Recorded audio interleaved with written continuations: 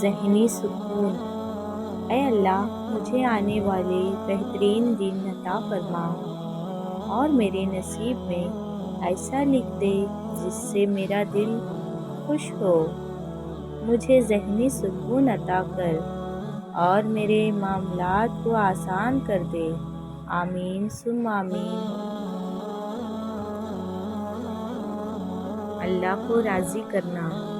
جو لوگ چھوڑ جائیں انہیں آپ بھی چھوڑ دیں، جو توڑ جائیں انہیں معاف کر دیں، جو الفاظ نہ سمجھ سکیں ان کے سامنے خاموشی اختیار کر لیں، جو جہاں ہیں اسے وہی رہنے دیں۔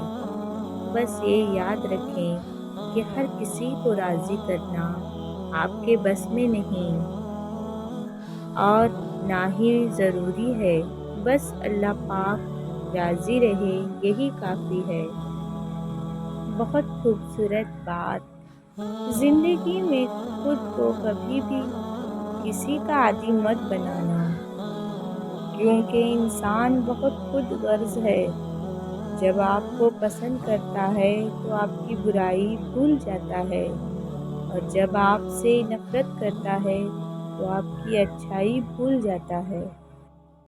حسد کی مثال ماچس کی تیلی کا سر تو ہوتا ہے مگر دماغ نہیں ہوتا، اس لیے ذرا سی رگڑ پر بھی بھڑک اڑتی ہے مگر انجام اپنے ہی آگ میں جل کر ختم ہو جاتی ہے۔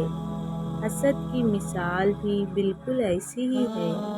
نبی کریم صلی اللہ علیہ وسلم نے فرمایا، جس شخص نے مومن ہو کر محض رب سے اجر پانے کے لیے ماہ رمضان کے روزے رکھے اور راتوں کو قیام کیا، اس کے پچھلے سب گناہ معاف ہو جاتے ہیں۔ نماز کی شان۔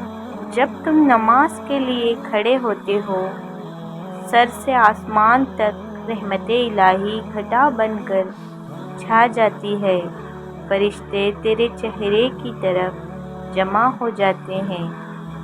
ایک فرشتہ پکارتا ہے، اے نمازی، اگر تو دیکھ لے کہ تیرے سامنے کون ہے اور تو کس سے بات کر رہا ہے تو اللہ کی قسم تو قیامت تک سلام نہ پھیرے۔